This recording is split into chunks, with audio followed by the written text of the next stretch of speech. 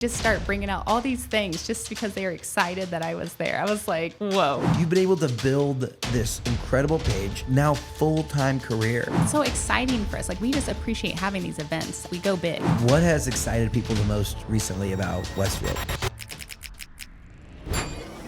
From South Bend to Evansville and everywhere in between, this is Get In, the show focused on the Hoosier State and the incredible stories happening here today.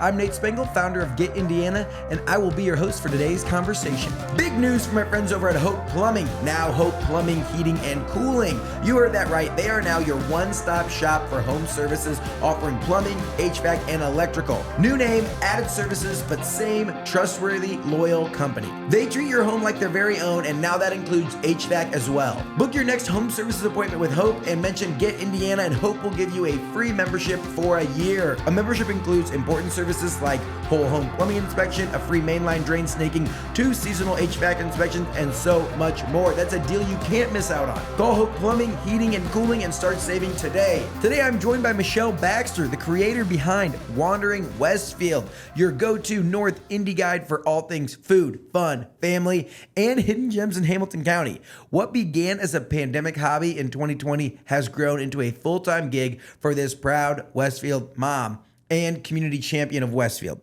She is now your digital guide for all things Westfield, Indiana. We're going to be talking about Westfield's glow up over the last decade and Michelle's journey from, I think before we got on the show, she said, I'm just a normal Westfield mom that decided to go for something. So we're going to talk about that journey and we'll round it out. Stay to the end. We're going to be giving you some recommendations for LIV Golf in Westfield, what people need to know, just some details around that. So Michelle, welcome to the show. Thank you, Nate. I'm so happy to be here. We first got introduced last summer, maybe. Like we maybe seen each other online, and then we went to Rivet. Yes. In obviously in Westfield, classic. And one, I'd never been there before. I'd never actually been on Park Street. Oh yeah. And that was my first time, and I was like, that's a cool little area. But it was cool to learn about you and all the cool stuff you're doing. And at the time, it was not yet your full-time gig. It was not. This is actually pretty new to be able to say this is my full-time job. Is it kind of fun? It is. It's also stressful and crazy, but it's amazing to like just think about like, wow, like you said, I started just with an idea and now here we are 5 years later. It's been 5 years, but I was never. Wait, you've been posting for 5 years? Yeah. We're like Instagram Reels a thing 5 years ago? No. Oh, so you're a pre Instagram Reel creator. Yeah, I know. It's only 5 years ago, but it's crazy to think that's how it was. It was pictures. They had videos, but it was not. Let's start back a little bit before that. Were you always a creative type? I would say yes. I mean, I went to Ball State for video productions. I got into that because I loved storytelling. Even back when, back in my day, I'm 38, but back in my day, my friends and I were making videos with VHS cameras and DV tapes and cutting it together by just simply cut the shot. Okay, set up the next shot. There's no editing involved. So I was always into making videos. Like what was like one of the first videos you made? Oh gosh. Well, I remember in high school, I made one. It was actually about the tsunami. I mean, this is not a funny one. This is actually a serious one, but I made it for the school and they played it at like in the auditorium. And it was like to help raise awareness for the tsunami that just happened. I mean, we're talking 2004, 2005. So that was like one of the first ones that was kind of like, I cut it together. I actually got to edit it in school. If you have a background in video production, I've like made videos like most of my life. I feel like from, I don't know, I was like 9th grade maybe or freshman year, or that's the same thing. Like 8th grade or freshman year. The people that have a background there, it's like an art form where it's not just like going on and like the personality and that piece, but like when you actually edit the videos, it becomes to me like an art form where it's like every like millisecond matters and this matters and that matters. And do you treat your videos the same way? Oh, absolutely. And it's funny because my husband will be in the other room and it's so annoying to other people if you're just hearing it because you're like replaying the same thing over and over and over again because you're adjusting every little second to make sure. Yes. And I feel like these days, the shorter the better. So it's like it's amazing to look back at my even videos just a couple years ago to now and how short the clips have gotten for these videos. Yeah, it's wild, especially when you're editing something with a sound and it's like you hear the same like sound over and over and they're like, can you stop? And I'm like, no, because you're about to like move your hand this way and it needs to like drop with the beat and like the whole 9 yards. Oh I love it. Absolutely. So background in video production, graduate from Ball State, when I met you, your full-time job wasn't necessarily, it was video production-esque, but it wasn't like, oh, I'm producing videos or movies for anyone. It was a very interesting career path that I'm intrigued by. Yes, and it wasn't full. It was part-time, but it was video depositions. Okay, so I guess the technical term is legal video specialist. A legal video specialist. Yes, but not creative in any way, shape, or form. I mean, I would set up, your soundboard, mic up. Basically, you have attorneys, witnesses. These are all pre-trial testimonies for civil suits mostly. And you see them on TV all the time. In documentaries, you'll see, like, it'll pull up a deposition. It'll say deposition, and the date. That was me behind the camera.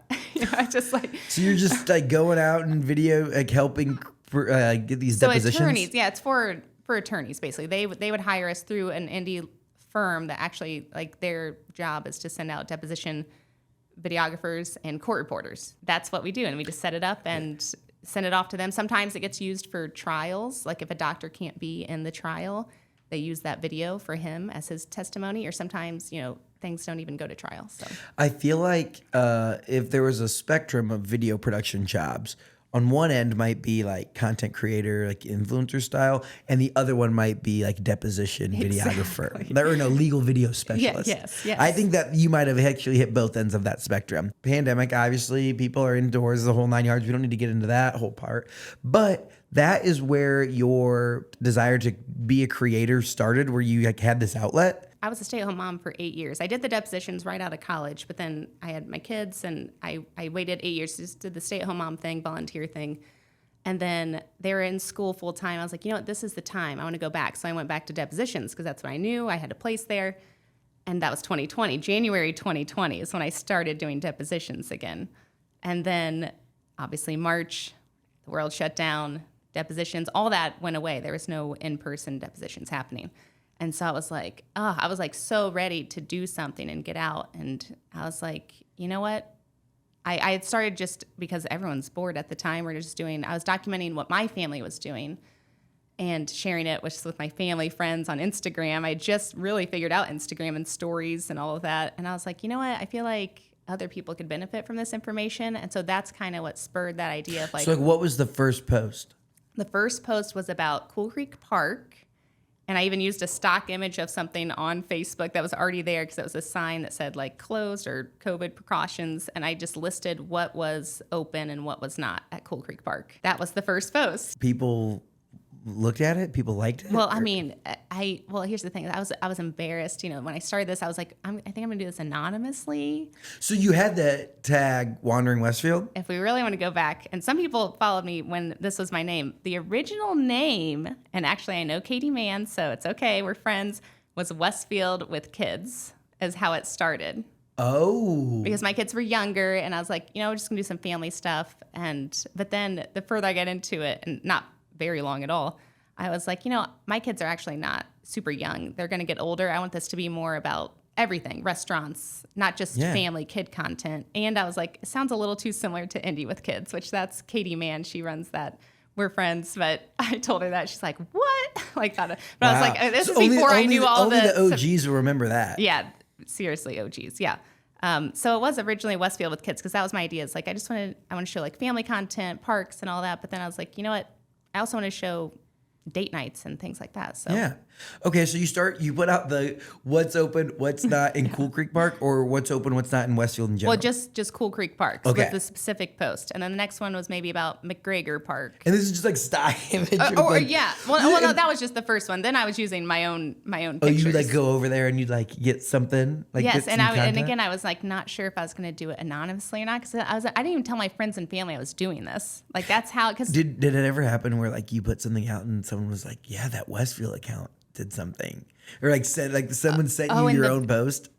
Oh no, because it didn't last that long. And again, you're starting with 0 followers. This is completely like organic, and so there wasn't that many people in my. How long did it take you to get like your first 100 followers? Oh, that I don't remember. But I remember my sister-in-law, she was kind of like my sidekick. She's like, remember when we celebrated when you got 400 followers? Like that was such a big deal. And I was like, I do. Like it was really exciting to just know people were following. And so But yeah, it didn't take me long to just realize I have a personality. I want to show it and share it and be like a real person for people to see. And that was just like a few days later, and it was me holding up, like it was at the end of school where it said last day at e-learning because, parents were going crazy with e-learning. And I just like jumped up and like holding this sign being goofy. And that was like my first time I showed my face. The grand reveal. Yeah. Okay, and so this was 2020. Obviously, you're putting stuff out, but like, how did you learn about Instagram content creator? Like I think that some people think that it's just easy. It's like, oh, I just post stuff. Like it's not, especially not to be good at it. Like, what were you doing to learn how to become a better creator? Oh gosh, I mean, just how anybody does. Like I'm still learning, and it wasn't really a thing. I mean, I knew influencers were a thing. It was kind of like a taboo word back, 5 years ago. It was very much the fashion or things like that. And not that there's anything wrong with that, but there wasn't really as many local influencers, I would say. And in fact, I was afraid to use that term for the longest time because it was just a word that people didn't. It's like you hear influencer and you're like, oh, influencer. No, yes, yeah, influencers. But content creator sounds better, right? Yeah, absolutely. But no, I just learned by trial and error. I mean, I didn't know how to put a sticker. I didn't know how to add mentions on stories. I had Googled things. When I saw on other people's, I would follow other accounts. That's how you learn. You see like other things and you're like, wait, how did they do that? Like someone comes across like whatever the thing is and you're like, wait. I want to know how to do that. Exactly. Like, how do you do that? Yeah. Where do your ideas come from? Like, you make some really creative content. Like, I don't know. Do you like have like a brain, like a board of like, oh, these are good ideas for videos, or how do you come up with it? In my head, I mean, I feel like creatives, it just comes to you and you just do it. I mean, some things you definitely get inspiration from other reels and ideas, and you're like, you want to mimic it and maybe do your own spin on like it. Like the trend and stuff yeah, like that. Exactly. Yeah, exactly. But there's some where I've just done on my own, and it's those are the best. Has there ever been one where you had like, oh, this is gonna crush, and then you put it out, and like you're like no one got your funny idea? I don't know if I've had anywhere it's like totally tanked, but I did one about like the Taylor Swift when she came to Indianapolis, and I was like kind of, the people that didn't get tickets are kind of bitter, so I kind of did like this whole spoof on the whole Taylor Swift thing where I did it like a medicine commercial where it's like, are you sad and lonely because you're not getting tickets to Taylor Swift? It did okay. It did fine. It hit with the right people, but it wasn't like it took off or anything. But that's the piece that I've learned too, is that like not all of them, not every reel is going to get 10 million views, Yeah. But like the right people, like your most loyal followers that love you for your personality, like will appreciate that. Like they will appreciate like when I put out something that's goofy that I know is like, that's kind of niche, but if you watch the whole thing, you're gonna like learn something about me, or you're gonna just like know that I'm a real person, and like absolutely. I mean, I do, and I feel like those OG followers are the ones that know that personality, because I feel like I've gotten not away from it, but it's just harder sometimes to throw in the funny things every now and again because we're so busy just trying to keep up with all the sponsored content or just things that we want to get to. But yeah, like the value for followers. Like right. That's the other piece too. Like on net new followers, they don't come to your profile to see you like tell a joke or something. It's like, no, I want like they're here for the information. The information part of it. Yeah. Exactly. But it's so much more fun when I get to do those personality ones. Absolutely. I always say screw it. Like whatever. Exactly. Okay, so you celebrated 400 followers. You're like kind of putting stuff out. Like, where did these like big growth inflection points come from? Because now you have over 50,000 followers. You're absolutely crushing it. You're not even like, and also here's a question. When did you expand out of just Westfield? When I think back, I was posting about, Traders Point Creamery and Fort Bend when 2020, that same year. I mean, I realized after I made the name that it wasn't going to be just Westfield, but it's just been too long now. Like I've talked about this. I'm like, maybe I should switch it to Wandering Indy. But then the thing is, like, people know me as Wandering Westfield. It's just like name recognition and yeah. But I mean, I think I've always kind of expanded outside of Westfield, because if you live in Westfield, you're not just staying in Westfield. You're going to go everywhere. Just like, but I would say a lot of content is definitely Westfield focused. So you started putting stuff out early on. Like, how quick was growth coming especially like when it was the still images? I mean, not a lot. I think Instagram has shifted a lot too, to where it's become easier. They've made it easier to grow, especially when Reels came along. But I realized, I think it was 2 years ago, where I said I just hit 6,000 followers. Shut up. So like that's just 2 years ago? I think that's what So I you just did found 3 years Yeah, 3 years of just grind. But those I think were my most loyal fan. I think it was very high engagement because they were there for all of it. So I will say I've grown so much, but the engagement maybe hasn't. Like you said, a viral reel takes off, people just follow, and then they don't even engage anymore. So, yeah, but it's wild. Wow, I had no idea. So you spent 3 years slogging through it, and why? Like, why keep going? Why keep putting it out? I think because I enjoyed it. I mean, I think none of us could do this if you didn't enjoy it. The whole content creation, because you have to have a passion. You just have to really. I just love making people feel things, and helping small businesses was really a part of why I started too. I never got into it. When I started it, I wasn't trying to make it a career or a job. Eventually I was like, oh, it'd be great if I got compensated a little bit, and then, like make a couple bucks. Yeah, exactly. That might be nice. But now it's like, wow, this is a full-time job, but it didn't start that way at all. Like, that was never a goal. So I think that's why I stuck with it, because it wasn't like the pressure of I have to post this at this time. It was more like I did it on my own time, my own terms, and it was fun. Was there a moment that it kind of all hit you that like, wow, like the platform that you've built is powerful? Like, lots of people are invested, care about, love the content that you put out? I mean, people send me messages that are so amazing, like that help keep me going as well. Like, when I just hear people say, wow, I was moving to Westfield, I didn't know anything about it, but when I found your page, before even moving, they just felt at ease. Like, they felt like, okay, we're gonna be okay, because like I can see all these fun things that are here. And I get a lot of those messages. And so those are the ones, like, when you have a hard day and a video doesn't hit, you're like, you get a message and you're like, okay, it's all worth it. Like, it's okay. Oh, I just like, I'm just like, whatever, put it out. Yeah, exactly. Or it's like someone's like in your comments being mean, and then it's like if someone says something nice, you're like, oh, I appreciate you, buddy. Thank you. Exactly. But also collaborations are what really kind of took it off. I'd say like when, Life in Indie, I think you've worked with them too, but they were my first like big collaboration. And I think that helped spread it to a larger audience, and that's when things would take off, and I'd get a lot of new followers. The 5K mark is a big milestone, and then the 10K mark is also a big milestone. Yes. So you said you were 3 years in, you had gotten to 6,000. I think that's correct. I think I just posted about that because I just hit 50K, and I was looking back at old photos, and I saw where I had an image where I circled like 6K, and it was like, I swear it was 2 years ago, maybe 3 years ago, but wow. Either way. That's man, that's wild. Yeah, but I remember hitting 10K. It could have been that same year, honestly, as when I hit 10K. That's when I just think that started taking off. Yeah.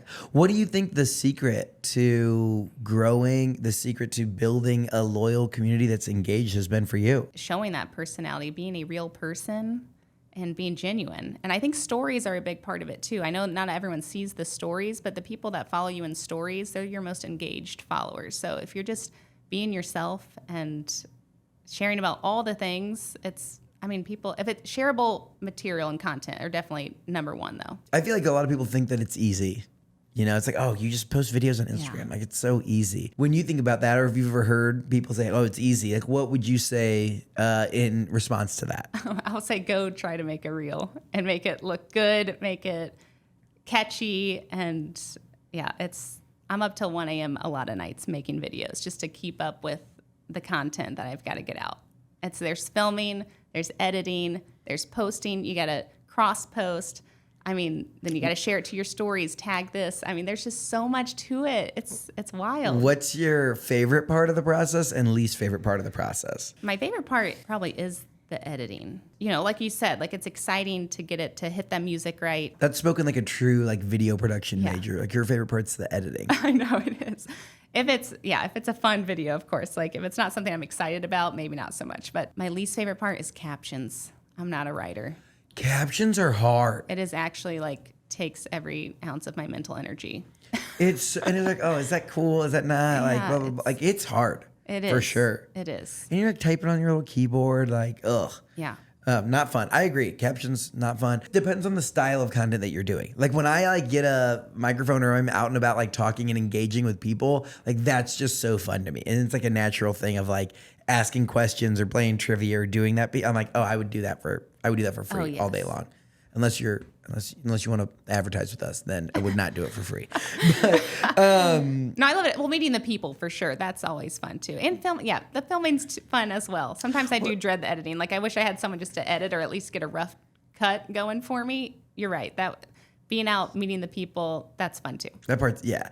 But you're like a solo. You're a one-woman operation, right? Yeah. And then maybe my 13-year-old here and there and my sister-in-law, whoever's with me. And I'm like, hey, can you get this shot? But yeah, it's just me, myself, What did your family say as you like really started to lean into this more? Because you have like, what age are your kids? I have a 17-year-old and 13-year-old. Were they ever like, Mom, this is embarrassing. Like, Mom, don't post this video. No, my friends are gonna clown me. No, not too much because they've seen they get perks out of the deal for sure. So they love it, and when they get the perks, but they do not love when I'm like, okay, stop, get this photo, like at the Indians game the other night. I was like, okay, I need to get this photo, and my daughter even said, she's like, I don't like this part of it. I don't like that's fair. Well, and it's like I think that my friends were kind of similar in the way of like, when everyone's trying to be an influencer, like when you're trying to be a content creator early on, like that's the struggle where everyone is like, oh no, like another poor soul that's trying to take. But it's like if you can be consistent and you can like break through the like 5K barrier. Yeah. Like I don't know how long I think it took me 112 videos. I think that's like the number that I've settled on. Like I had to post 112 reels to get one to break 10K. And to like, and I don't know, it was even more than that to get 5,000 followers. But like once I got a video to pop, I was like, oh yeah, come on. What are you talking about? Like, and then like all the free stuff starts getting like people invite you out to do cool stuff and they like bring you to these amazing experiences and you get to bring your friends along or your family along and they're like, oh yeah, like you want me to hold the camera for you? Exactly. Like I was just at the NBA finals and my buddy is like, oh, I'll hold the camera. I got you. Absolutely. You need me to get that shot again? Like shout out to Brooks. Thank you, brother. Appreciate it. I always think that's an interesting part where it's like, because so many people like want to be influencers or want to be creators, but like maybe they post for 2 months and then give it up. So then everyone's like, oh yeah, you're trying to be an influencer then. Like what would you say to the people that are aspiring creators? Well, that it is work. It's not just, I mean, you're going to put in a lot of work before there is a payoff for sure. And you have to be dedicated, but it is possible. I mean, and put your own unique spin on it. Like I'd say that, like that's the hardest part. It's like trying to be different from everybody else. That was my one thing, like came in early on saying like, I'm not going to be like Indie Nate or like Indiana Nate or anything. Like I'm going to like start this company that's called Get In. But like the people who follow me on Instagram are just going to follow Nate Spangle. Because if I change my mind and I want to talk about rocket science and I want to post content about rocket science, like you're still following Nate because it's going to be a wacky, fun breakdown of rocket science or whatever. Well, it is. That's actually a really good point too for it's like don't pigeonhole yourself with a name because I feel like Wandering Westfield, everyone just assumes like it's just Westfield. Like why would I follow you if it's Westfield? I don't live in Westfield, but it's all Hamilton County, a lot of Hamilton County, but Indy, I mean I travel in Indiana here and there. Well, and I feel like that goes to show like when you first started, you had no idea how big it could be and like how much of an impact it could actually make. You're just like, you were doing it for the love of the game. I don't know. I'd be interesting. Do you think if you talked to yourself when you first started, if you said like 10,000 people would follow you, would you have like freaked out? Like, oh my gosh, that's so cool. I totally would. That'd be like, wow, this is exciting. Like this will be worth it, that. But look, when you walk around Westfield, are you a local, like a celebrity everywhere you go? There are definitely people that come up and say, are you Wandering Westfield? Or, oh, I love your page, but it's not like, I definitely don't see myself as that. Because there's also plenty of people who have no idea who I am who don't even have Instagram. So and if you like know you as like, oh yeah, like you have kids that go here as well. Like I know you from like the Moms Club or whatever, right? Exactly. And that's just like small, like living in, Indiana. Everyone knows you for something. For sure. But it's like you can never tell whether it's like, oh, do you know me from my video or do you know me because like we have a mutual friend? It's so embarrassing when friends like introduce me to someone and they'll be like, well, yeah, don't you follow Wandering Westfield? And the person's just like, what? And it's like, well, like in some circles, I'm a big deal. Like, don't you worry about it. I'm like, I do not ask them to do that. But like, people always just want to like say that that's who I am. And I'm like, that's fine. But like, and sometimes people are like, oh yeah. But other times it's like hilarious. Some people are just like crickets. Yeah. It's like, okay. No, it's just been so cool to see. I mean, especially I feel like in the last 18 months, maybe like, I feel like you've exploded. Like the content you've been putting out is so good. Oh, thank you. Well, I appreciate that. Yeah, I would say this last year was the biggest for sure. Because I feel like when I started creating maybe like March of 23, I think I just rolled over 2 years of putting stuff out, but like serious, like maybe like November of 23. So, and I remember seeing your stuff and I was like, oh, it's like, okay, like Michelle's got it figured out. Like there was a bunch of accounts to work out ahead of me that were making good stuff. And I was like, okay, that's kind of like who you like aspire to be and like make that kind of content. And then I feel like in the last year, I think I saw the one of you like going through the cornfield that got like over 1 million. Oh, yeah. And then my favorite one had literally nothing to do with the state of Indiana. Oh, I know. Was when you take the costume party at Christmas too serious, the goat video. Oh my gosh. Like, wait, which one? When I was when you're the train awkward conductor. one? When you're 'Cause I did 2 of them right in a row and they both hit millions of views, like went viral. One is just like all of us coming in the door in our costumes. And the other one is like when you commit to the character. Yeah, that one. And no one else is dressed up but me. Yes, That is my favorite That's my too. favorite one. It was like no one else committed to the character and you're just like in your Tom Hanks get up. With a mustache. Yes. And the That spectacle. was like which like has nothing to do with Westfield or Indiana or anything, but like those are my favorite. Like I love and those that. are my favorite to make. That's the thing. It's like I would love to be that content creator who just is doing the funny stuff because that is really me deep down. Yeah. It's just Well, like I don't know. If we put one out.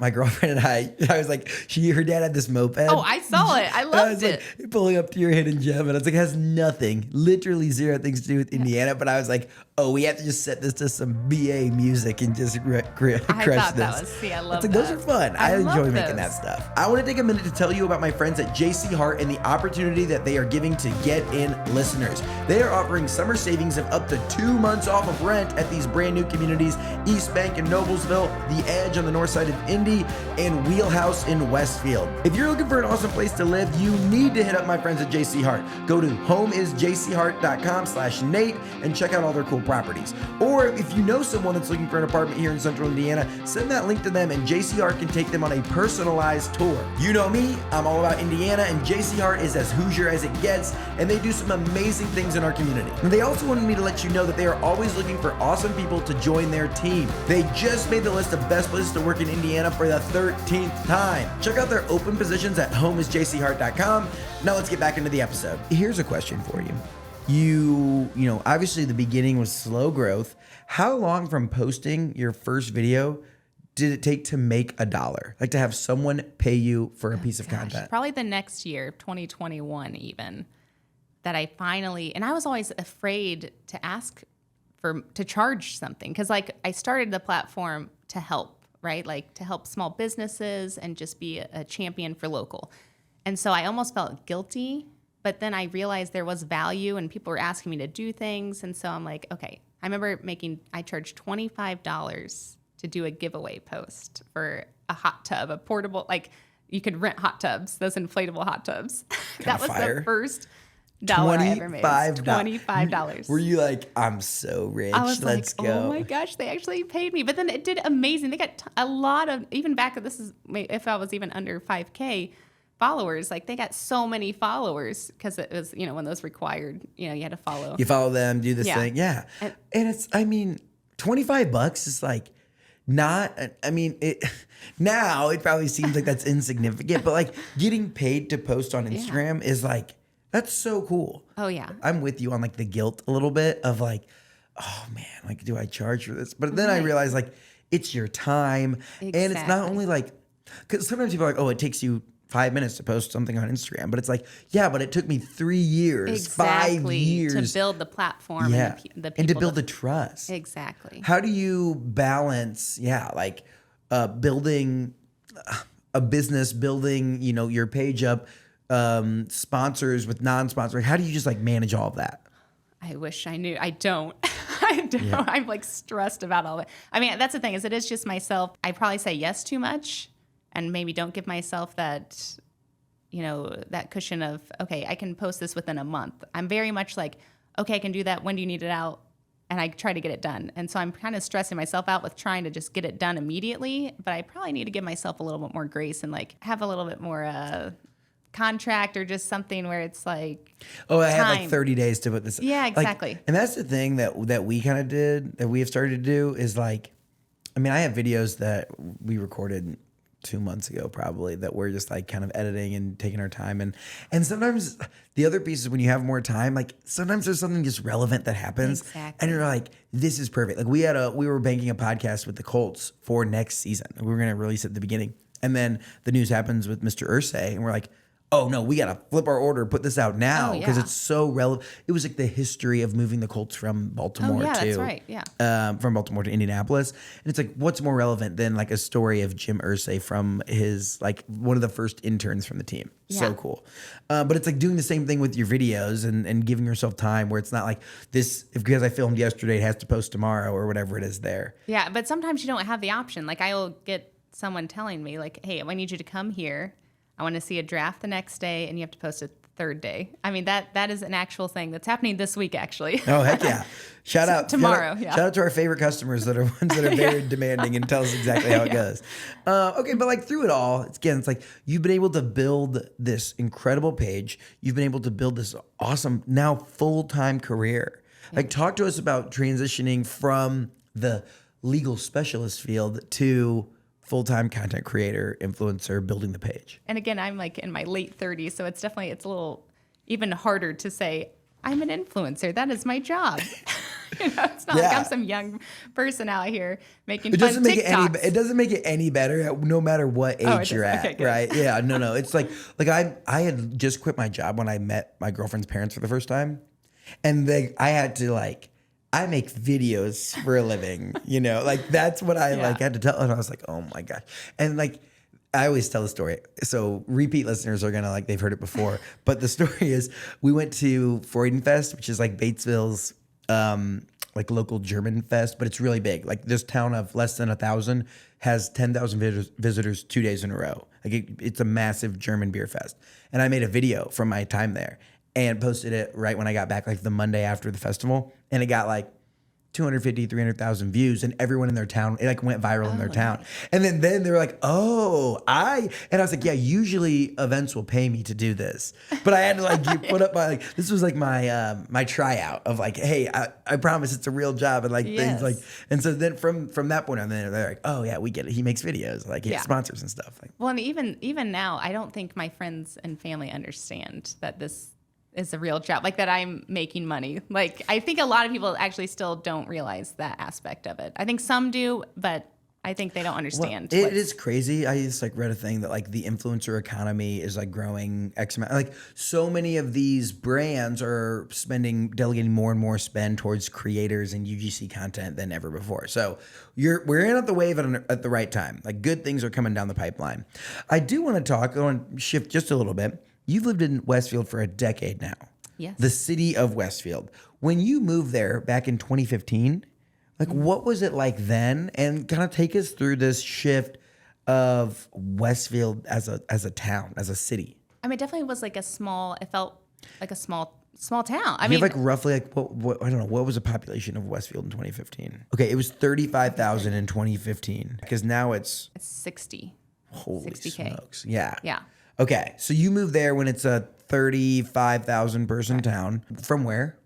We lived in Fishers for 6 years, and then I grew up on the southeast side of Indy, Franklin Central. What's the mascot? Go Flashes? That's right. Come on. I knew you'd get it. Of course. Okay, so you went to FC, then Ball State, then you were in Fishers for 6 years, and then you make the jump over to Westfield. Yes. Take us through what was there to do? What drew you to Westfield in 2015? Well, my husband's originally from Westfield, so he's actually been there since the 80s. So yeah, look the population up then, because he said there was one elementary, one middle school, obviously there's still one high school, gravel roads in some areas. In 1985, the population of Westfield, Indiana was approximately 2,783. Are you serious? That's based on the wild. 1980 census. That's when he was born. 1990 says 3,304. So they gained 500 people over those 10 years. Yeah. So we live on the same road he grew up on. And so he knows when that was a gravel road, he would ride his bike, and he has more stories about Westfield from what it was back then. But even 2020 was 46,000. So 2020 was 46. Oh my gosh. Yeah. So that's 2010 was 30. 2000 was 9,200. 1990 was 3,300. 1980 was 2,700.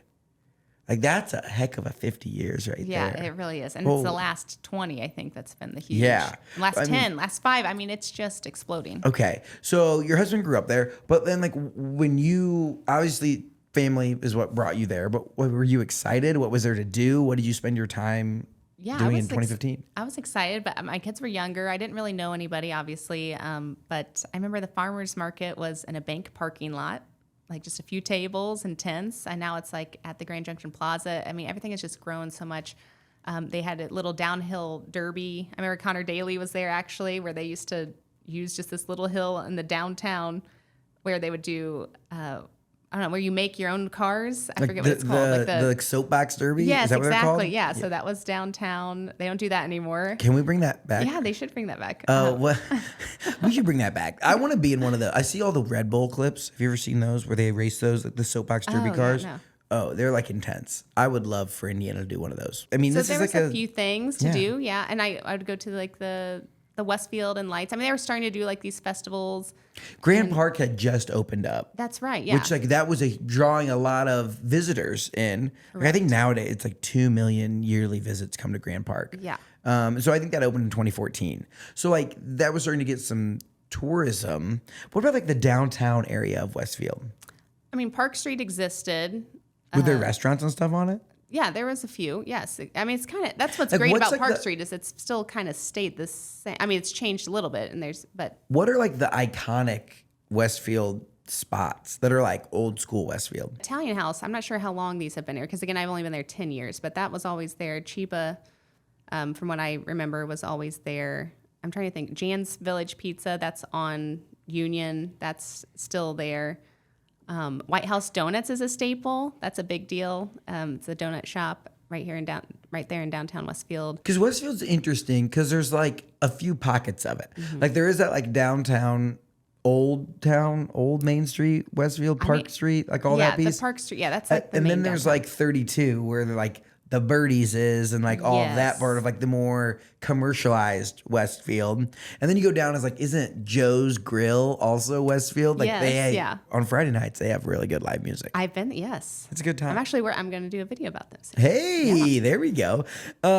Which I think is interesting to get all these different pockets. One thing I've learned, some people in Westfield are very pumped about the new things coming in, all the fun stuff, the expansion. And the other side is maybe not so happy about it and they miss old school 3,000 person Westfield. What's the feedback you get in your comments and your videos about what's going on in Westfield? Well, I mostly get the positive comments because people follow me because they want to know what's going on. People want more things to do. And so I think that's great. Growth is great, in my opinion, for that reason. What has excited people the most recently about Westfield? Anytime a restaurant's coming, that's exciting.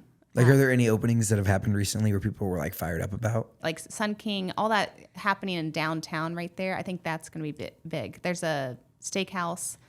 There might be another one. I think the Anthony's Chop House owners like bought one of the properties on Park Street. So that's going to be, so I'm not sure. We're not sure totally what that's going to be yet, but it's going to be good. Where have you seen like the most growth? Like in your decade there, where did like, oh my gosh, things are just like starting to pop up left and right? Well, 32 for sure. I mean, there's probably 10 chicken places on 32. That's fair. But I love I love how downtown is shaping up because Grand Junction Plaza did not exist. I remember it was a gravel parking lot. I mean, it was where people parked to go to Park Street. And now it's a beautiful park and it's going to connect Jersey Streets, which is where Rivet is, which is right next to Park Street. That's one side of it's totally coming down. That's going to be all new stuff. The library is right there at the end of Park Street. That's beautiful. I mean, The library is beautiful. Yeah, and so when I think about 10 years ago, like the library was fine, it was great, but like all these big things are happening because of the growth. I think that's so special. I mean, I think is Field Brewing, that's right there. Like That's off they have 32. a huge venue kind of space. Like we did a rehearsal dinner in like the back part of Yes, Field. yeah. It's like this place is awesome too. And it's like right in the mix Oh, yeah, of I things. love Field. And then like you said, how there's little pockets. You know, West Fork Whiskey is kind of out there on the north side of Grand Park, out there by itself, but that's all going to be expanding too. They've got plans. I think there's like going to be a putt-putt place over there, like this whole entertainment center coming. And then they have the talks at the Grand Park Event Center in front of that, becoming this whole thing with hotels and restaurants. And it's just, there's so much coming. It's a little bit of growing pains getting there. And one of those things is like the Brave the Barricades campaign that's like really prominent in Westfield right now. Can you talk about what's going on with that and what everyone's encouraged to do? Is a great way. It's just trying to encourage people to go downtown. Like, do not worry about the construction. In fact, living in Westfield, I think it's easier to park and get places because you're not dealing with traffic on 32. You just have to know how to get to these spots. But you basically can get a little punch card at any of these businesses. They're all participating down there. And when you go make any purchase, you get a little stamp. And then once you get 5 stamps or something, you turn it in or submit it somehow. And you get entered in to win like gift cards to the downtown businesses. So, which is so smart because that's one of the unfortunate pieces of construction is that it can really impact these local businesses. And it's like, you got to make sure they make it through to see the other side. Yes, because I think on the other side, it's just going to be amazing for all of them. And the other piece, I know that there are a ton of cool, obviously construction developments going on. Is there anything you can share about maybe some rumors or anything that you've heard coming down the pipeline for Westfield? Well, I did. So at GPS Fun is the one that's kind of connected with West Fork Whiskey out there.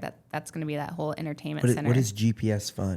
That's maybe the company involved. Okay. I hope I'm not saying the wrong thing there, but I think that's definitely it's definitely out there. And then again, like that Anthony's Chop House, we're not sure what that's going to be, but that's kind of exciting. A barbecue place, Ben's Barbecue, is very popular out here in Westfield. Ben's Barbecue Shack. He's amazing, and he is expanding into this new larger facility over by the YMCA in Westfield, and that's going to be huge. Sometimes I do get some intel, but I don't know. But I think I've kind of shared it all. So. Okay, all the tea has been shared. Well, the final piece is that LIV Golf is coming to Westfield, which is crazy in the best way. You know, coming to Chatham. They even had to do a little bit of work to the course, right, to like get it ready for hosting LIV Golf. For anyone, this is a massive professional golf tour. I don't know. Are they like? I would say it's like they are similar to PGA, but not PGA, but have like the best golfers. And if you don't know LIV Golf, look them up. I mean, you should. I feel like most people should know LIV Golf. But they're coming to Westfield. Dates on that: August 15th through the 17th.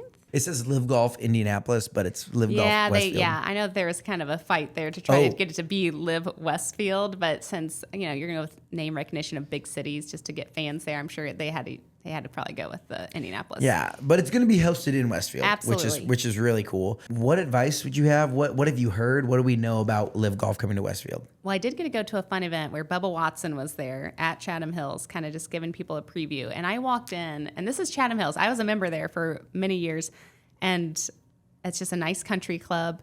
But I walk in the door, and there is a DJ just like booming right there in the entrance of this beautiful country club. I mean, this is just the vibe that LIV brings. I could immediately tell, like, okay, this is fun. They had a goat outside. Like a legitimate goat? Yes, goats. Why goats? Okay, so Bubba Watson, I didn't realize this, but it's kind of, there's a team aspect to this LIV tournament. So he has a team, and they're called the Range Goats. So since he was there, they had goats on site. All right, respect. Okay, right. Bubba. So that was start. So he talked about it, and we got to see a video that they played that's kind of like a promo video for LIV Golf. And I mean, people, it's just like fun. It just looks super fun, and it's in a shotgun style format, so it's a shorter experience. So it's only 4 or 5 hours. Oh. Yeah, so they're all starting. So you're going to see it just, it's very fan experience based. So shotgun start, that means everyone starts on a hole. And it's like if you start at 17, you'll finish at 16. Exactly. Right? Or you start at 1, you'll finish at 18. But only one group is going to be there or whatever. Okay. What can we expect as like patrons? So obviously, a shorter experience, fun, energy, but like what about just surrounding the city of Westfield? My friend Kale Arnold, part of the events with Westfield and runs all that, she said there's going to be a lot of fan experiences they're trying to implement with Hamilton County Tourism as well, where there's photo ops. There's going to be maybe a digital pass where if you go to certain restaurants, if you check in maybe 4 or 5 times, you'll get some discounts. There's probably a lot coming. It's just they're still kind of working out those fine details that I don't totally know yet, but it sounds like they're working on it, and they want it to be an amazing experience for visitors and residents. So I think it's going to be great. And there's one thing I know is every time we host an event, whether it's NBA All-Star, USA Swimming Trials, like the Indy area, Central Indiana, does it big. Exactly. We host sports big. So I have no doubt that Westfield and LIV Golf are going to have an incredible experience for fans as well as for like being hosts. Like I think that we also do a good job of welcoming players or their organizations, like staff members, into our spaces and making them feel like, oh, we want to bring this back. Like we want to continue to host this here. Yeah, because it's so exciting for us. Like we just appreciate having these events, and so we go big. While people are visiting Westfield for LIV Golf, do you have recommendations, advice? Like if people were spending, I mean, the 15th through 17th, what is that? It's Friday through Sunday. Friday through Sunday. So people are spending a weekend in Westfield. What's got to be on the bucket list besides watching golf? Well, obviously all these restaurants we're talking about. I mean, Park Street's that one that's like, if you can figure it out, like it's a great place to go because it's not like your typical like spot to go to restaurants, but it's like this cute little quaint street with homes. Take me through Friday. Okay. Like we finished golf. Let's say we finished golf at 6 p.m. Actually, it does end. Yeah, it ends pretty early. Hey, 6 p.m. Yeah. What are we doing Friday night in Westfield? Well, first I want to throw in that there are concerts on Friday and Saturday. Oh. I don't know if you heard that. Is it Riley Green? Okay, so there's Riley Green, who I have no idea who that is, by the way. What? I'm a 90s country girl. I don't know. I have no shame in saying that, man. He is a tall drink of water. Okay. He's jacked. Well, for us millennials, as elder millennials, Jason Derulo is on Saturday. Okay. Wait. So you're more excited about Jason Derulo? Yeah. Jason Derulo. All right, that's fair. That's fair. So Jason Derulo's Saturday, Riley Green's Friday. That's pretty cool. I'll be at Riley Green. Yeah. So, but you do have to have a grounds pass. I think you have to buy a ticket to LIV to then buy a ticket to the concert. Is what I think I understand. So if you have a ticket to LIV, you have the opportunity to purchase a ticket. Exactly. Yes. That's funny. But they're like 5 p.m., 4 p.m. concerts, which is fantastic. I mean, I'll be there. Let's do that. Okay. So we have concerts. Concerts finish. We got to get dinner. We got to do something. What are we doing? Yeah. Right there, obviously, you have West Fork Whiskey and Mash House. I mean, that's right there. That's the closest you're going to get to the LIV Golf. I think you're a fan of that place. You've been there, right? Yeah. So that's great. There's also, of course, on 32, you've got Birdies. If you want to take the kids, get the putt. Birdies is and it's a good date spot. It is a good date spot. You can have a great date night at Birdies. Worth the drive, no matter where you are in like the central Indianapolis region. Yeah. Like worth the drive to Birdies for a little date night dinner. And they have great food. They cook everything. Like it's not frozen. It is like quality food. Okay. So is there a spot that's rocking late night in Westfield? I have to say I don't get out late night in Westfield. That's fair. If I did, like where are the 25-year-olds hanging out in Westfield? Okay, here's a couple good spots. You've got Four Finger Distillery. Yeah. Okay, that's a great little spot. You've got Joe's Grill, like you said, great live music. Joe's Grill. If I lived in Westfield, I would be there. I would be a frequent member. Yeah, so that's a popular one. You've got there's a place called Patsy's Pub. That's kind of like it used to be Cary Tavern. I'm intrigued. That's where I sang karaoke. Is that like 146th or over on Cary? It's Cary and... Is it 32 in Cary? And 32, yeah. 6 years ago, they still let you smoke cigarettes Exactly, inside. yeah. But they don't anymore. And it's a new name, new ownership. That's a shame. Actually, I haven't been there since it's changed. That's a shame. But that's where I would go late nights if people would get me out that late and sing karaoke and have a good old time. Yeah. What's it called? Patsy's Pub? It's called Patsy's Pub now, yeah. Wow. All right, pour one out for Cary Tavern. Okay, those are really solid spots. Now, if you spend an night at Patsy's Pub or at Joe's Grill, and maybe you have a slow morning going, where do we got to get breakfast at when we wake up on Saturday? I'd always say Rivet. Rivet. I love. They have great breakfast there too. But that's just like you're really in the Westfield downtown local. Yeah. It's also like I think the Pancake House over on Cary and Gray is also pretty good stuff too. Oh, yeah. The Pancake House? Yeah. Okay. Other things, while you're fitting in and around golf that people need to make sure they do while they're in Westfield? I might say the parks. I mean, Grand Junction Plaza is great to walk around. And now with the Dora, I don't know if you heard about these Dora districts. Oh, I saw the video. Oh, you saw that? Those are my favorite videos, yeah. That's great. You can go to Something Splendid, so take the ladies with you. Like, that's a great spot to get some charcuterie, get wine, and go shopping. But then, you carry that drink, go to Chiba. If you're staying late night or you have a dinner, you want to have a nice dinner, Nyla's. Steakhouse. Yeah. Can't forget that place. Again, sushi, you've got your Chiba. Yeah, field is great because you get a little entertainment involved. You can do bocce ball. Yeah, those are a few spots. Okay. That's good recommendations. I'm excited. Are you excited for LIV? I'm super excited. What's the energy or like the pulse you have on the city of Westfield about LIV? So far, I'm not really hearing a lot about it from like friends or family, but I think it's going to be coming. So yeah, I think that like in summer is just so big. Like people aren't thinking about August yet. They're thinking about like they're thinking about what we're doing in July and this, that, and the other thing. So, but I think it's coming for sure. I think so too. Well, now we have some fun segments at the end of the show. If you're game, I'm game. What has been your most viral video? Well, it was the Christmas one, the Polar Express. When no one else does it. Well, no, that one was like second to it, but it was when we all came in with our costumes. That one went even more viral. Okay, that's been like the biggest. But was your first million view video the cornfield one? Oh, when I walked through the cornfield, yes, yeah, yes. That's just like. And then before that, my Britney Spears impression was also.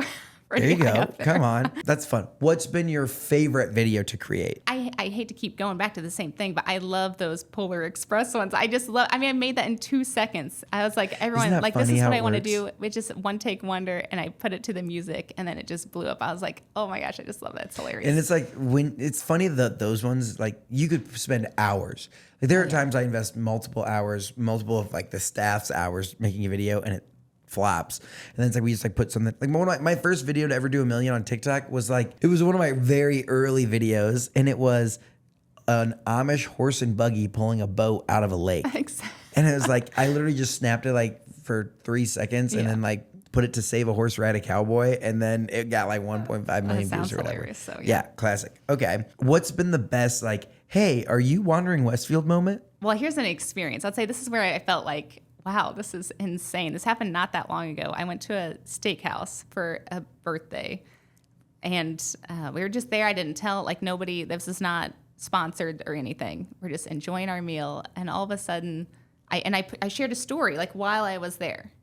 Next thing I know, they're coming to the table. They say, hey, our marketing girls, they love you. They say we got to do something. They take our water. They swap it out for, like, the distilled, like, and like these fancy water, and they just start bringing out all these things just because they were excited that I was there. I was like, whoa. That's when my kids were definitely like, okay, this is cool. Like, we like you being an influencer. Wait, where was it at? It was at Prime 47. Oh, yeah. That's so, pretty cool. So I love when like the people behind the scenes get it and they're just like, oh my gosh, this is exciting. She's there. But yeah. That's so fun when people like realize like, oh man. And it's not like, hey, we want you, like you have to post about this or whatever. But like they're just, a lot of times people will be like, hey, thank you for what you do to promote small business, promote the state of Indiana, promote this, that, the other thing. Like it's important, it's impactful. And they're like, here's dinner or here's drinks or fancy water or whatever. Exactly. That's nice. Yeah. I mean, that doesn't happen a lot. I was like, whoa, this is like, that was fun. Heck yeah, nice. That's a good one. Obviously, Westfield is home. You spend a lot of time hyping up all things Westfield. Is there another Indiana city or town that has surprised you that you really like? I love Carmel. I mean, it's funny because I'm sorry. We're going to clip that. It's going to go. Everyone's going to be like, oh, she likes Carmel. You know what's funny, though, is that I grew up on the southeast side. And I was like, Carmel was not like, we just saw that as very like, oh, the north side. And now here I am living on the north side. But Midtown, you can't beat it. Like, I mean, just not that you can't beat it, but like, I love Midtown Carmel. I do. I like, you can just walk everywhere. It's just well set up. What do you got against Carmel over here? I don't have anything. Sue, you have a standing invite on the podcast whenever you'd like to come. I just know that anytime every time this is the Carmel Hype podcast, which is great. I mean, it's fun. Midtown Carmel is really cool. There's a lot of good stuff there. I will not be doing a small town breakdown on Midtown Carmel. That being said, I will enjoy some time on the Sun King patio out there. Okay. If you're in small town, I'd say Cicero probably. Yes. Is that better? Is that a better answer? That's what we're like. Okay, Cicero's awesome. I was just up in Arcadia recently too. Yeah. So Remnant Coffee in Arcadia is fantastic. It's huge. Like you just could not buy this much real estate in any major metro, like in the proper area. This is up in Arcadia. It's delicious coffee. One person can have like a massive table because they just have so much space. It's sick. Okay. So I would say check it out next time you're there. It's a good spot. What's one Westfield local small business that deserves more attention? Pottery place called Wandering Peacock. Wandering Peacock. Which is funny. Wandering Peacock, yeah. And you can actually throw pottery. And it's on Jersey Street. You just wouldn't know these places exist because they're just in these little houses. It's fantastic. I've done it a couple times with my kids, at least. So it's a cute little hidden gem there. The little hidden gem in Westfield, Wandering Peacock Pottery. Yeah. Heck yeah, that's a good one. What's your prediction for the next 10 years of Westfield? Hopefully a finished downtown. A lot of young people. I see a lot of young people coming in because of all the apartments, townhomes, and that kind of vibe. And I think that's what they're trying to do. They're trying to bring people back. They want people's kids to realize, oh, wait, I want to move back to Westfield, which I think is what's happening. So I think maybe a second high school. Whoa. Maybe. I mean, this is just totally in my head. I'm just saying we're landlocked over there with the high school. Yeah. And if that growth is coming, I think that's going to have to happen. Wow. The 10-year prediction.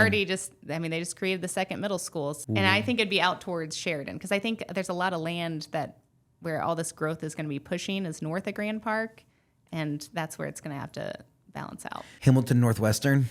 Like we have Hamilton Southeastern, but right. The Hamilton Northwestern. Yeah, of course. Okay, yeah. Just kidding. I mean, it'd be crazy, but I think it's definitely in the future. It's not on the table. It's not. I don't think. It's not off the table. Okay. We've come to the end of the show. These are the same 3 questions I ask everyone who comes on. First one. What's something the world needs to know about Indiana? Well, it's not just corn, even though my viral video is me walking through corn. My page, I get messages from transplants all the time. And they rave about Indiana. And they're coming from places like California, New York. And of course, those places are great in their own right. But there's a reason people come here and they stay here and they love it. Amen. I love that. All right. Here's a chance you get to shed some light on something that more people need to know about. What is a hidden gem in Indiana? Culver, Indiana. Lake Max. Yes. Come on. That's amazing. It's a beautiful lake town. There will never be high rises. There'll be nothing like that there because it is a small town vibe, but a gorgeous lake. And it's straight up 31. It's only an hour 20 minutes north of Westfield. That's nice. That's really nice. You can zip right up there, get some Papa's Pizza. Yeah. Hit the lake house. Oh, yeah. Oh, you know all man. Yeah. Oh, the drive-in over there is not so bad. Oh, yeah. There is a drive-in. What lake is that? Sorry, not the drive-in theater. The B&K. Oh, yeah. Root beer stand. Yeah. And then I think the drive is in Plymouth. There's a drive-in, like movie theater. I'm trying to remember. It's not Plymouth that I'm thinking of, but. Oh. Okay. Melody Inn is what it's called. The Melody Inn drive-in? That's what it's called. We go there almost every summer now. It took us a while to discover that, but now we make it a point to at least see one drive-in movie. Bass Lake.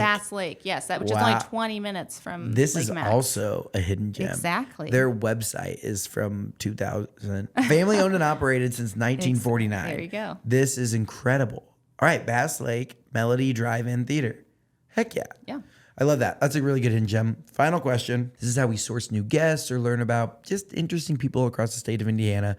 Who's a Hoosier that we need to keep on our radar? Someone who's doing big things. Ben Hoffman. You got to talk to this guy. He's amazing. He's the one that owns and runs Ben's Barbecue Shack in Westfield. He's someone, I've only met him a few times. Every time I meet him, I feel like we're best friends. And he just has so much energy, loves the community, loves what he does. They sell out every weekend. They're only open Friday through Sunday. I think they have this new, bigger property coming to Westfield. So it's gonna be big. That's incredible. And they sell out, I'm pretty sure, every single day. No way. Yeah. It's legit. It is a little shack. It's a little shack right there in downtown Westfield. Oh my gosh. It's the best.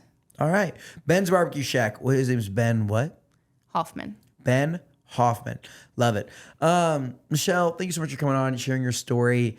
Oh my gosh. From wandering Westfield the last 5.5 years at this point, right? Well, yeah. Learning about taking that massive jump from, the safety net of having a different career, legal video specialist to full-time content creator, full-time influencer. It's been incredible to watch your journey. You were always letting your personality show through your videos. I really appreciate it. It's fun, and it keeps me informed of what's going on the north side, as I am a Broad Ripple resident down here. Also really cool to hear about the last decade of just Westfield, the city of Westfield in general. Like, so cool. I mean, we went through population growth. We went through all these crazy cool things. So I appreciate you coming on, sharing your story, and letting us know and your predictions for the next 10 years of Westfield. So appreciate it. Keep up the good work. If people want to connect with you, if they want to follow you, where can they find you at? Well, you can find me on Instagram at Wandering Westfield. I'm on Facebook, actually, Wandering Westfield. Actually, I have 20,000 followers over there. I mean, it's crazy. Come on. And then I did just start doing TikTok. I really did into TikTok. So I'm on How's growth been on TikTok thus far? I mean, the videos do well. I just started this like last month. So I'm at like 650 followers maybe. Let's go. It's hard. I feel like because what I'm learning is like a video can pop on Instagram and it won't pop on TikTok, or it will pop on Facebook, but it won't pop here. And it's like, oh, come on. What's great about this is just a fun tidbit. They just started doing this. Instagram and Facebook have merged views. I did notice that. Did you notice that? It's kind of fun. Yeah. Yeah, it's like it helps. It helps when a video takes off on Facebook. It definitely helps. Yeah, right. Of course. All right. Well, I appreciate you coming on. Thanks for all you do for the north side of Indy and just Central Indiana in general. And when we clip that, I know the people from Culver will love that. So appreciate you. Thank you so much. Thank you for listening to this episode of Get In. If you like what you heard, make sure you leave us a review wherever you listen to podcasts. This show is made possible by our friends up at Sweetwater. Whether you're looking to start a podcast or take your content to the next level, click the link in the description to see all my gear recommendations at sweetwater.com. If you want a behind-the-scenes look at everything we're doing across the state, make sure you follow me on Instagram and TikTok at Nate Spangle. Thank you so much for listening and being part of what makes the Hoosier State great. We'll see you next time here on Get In.